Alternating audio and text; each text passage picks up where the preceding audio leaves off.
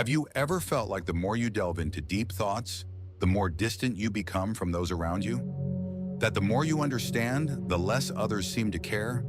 It's not just a personal experience, it's a universal truth.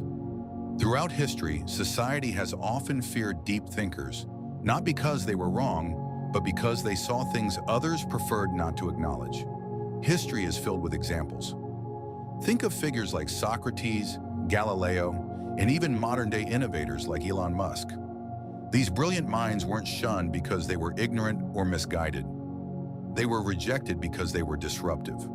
They saw the world in a way that made others uncomfortable.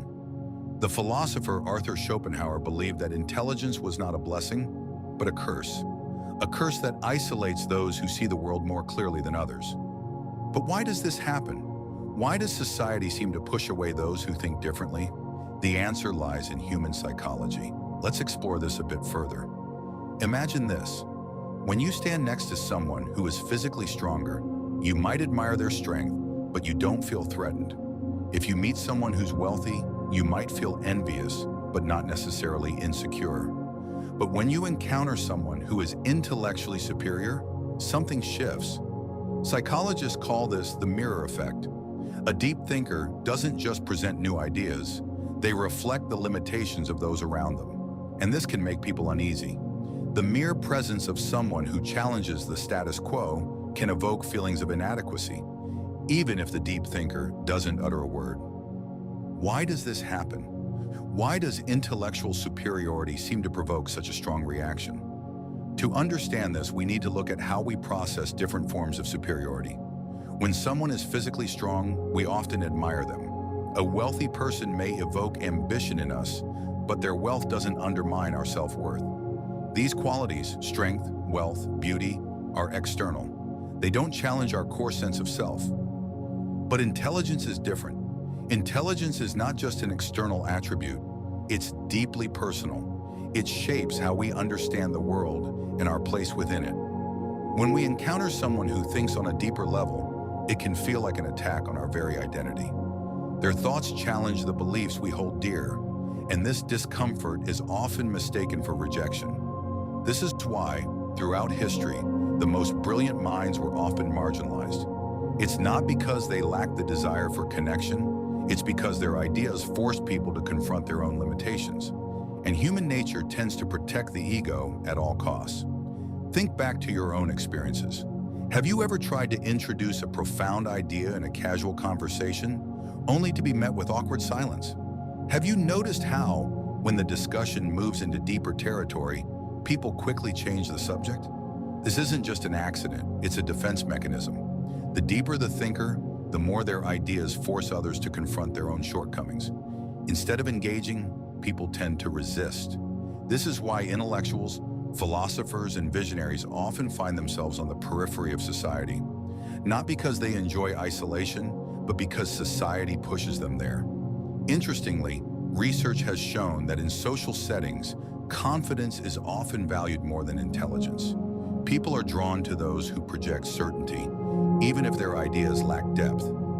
This is why charismatic but often shallow thinkers rise to prominence, while those with profound insights struggle to find a broad audience.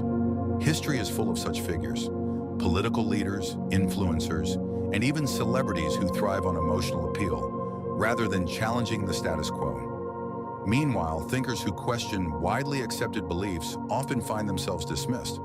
This is the paradox of intelligence.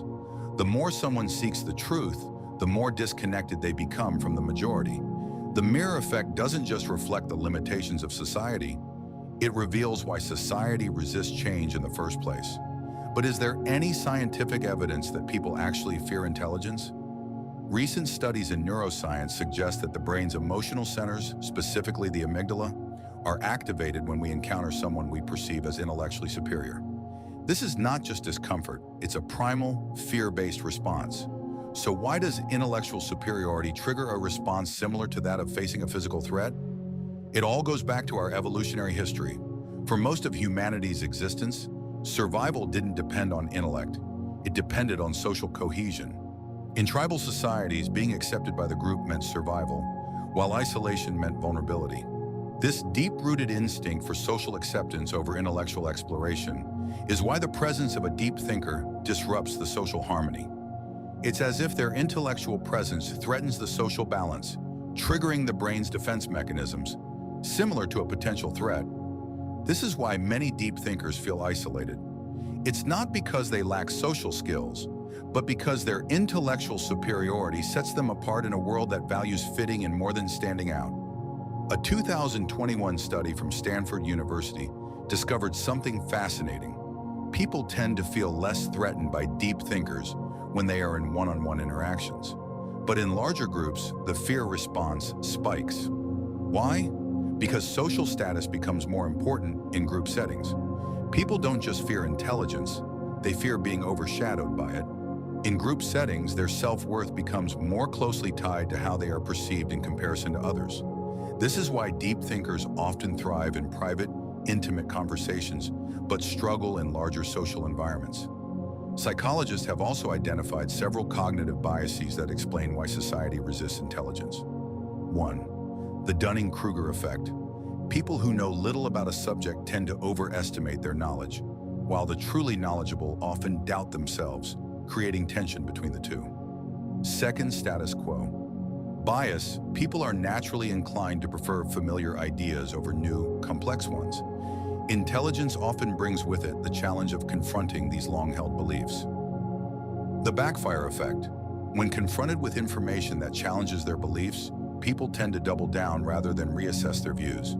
In today's digital world, this rejection of deep thinking is amplified by social media. Algorithms reward quick, emotionally charged content over nuanced, thought-out discussions.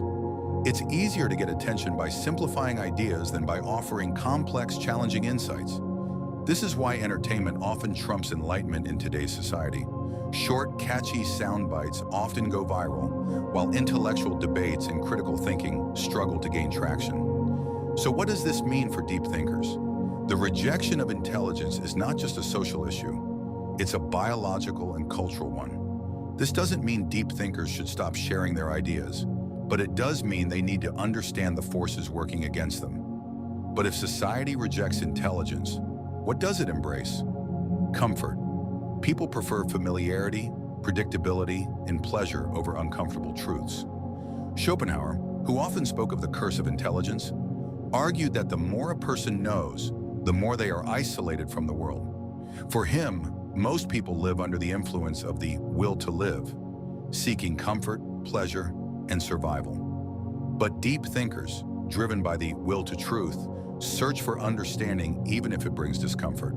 This creates a fundamental divide. While others find meaning in routine, entertainment, and relationships, deep thinkers are often preoccupied with deeper existential questions.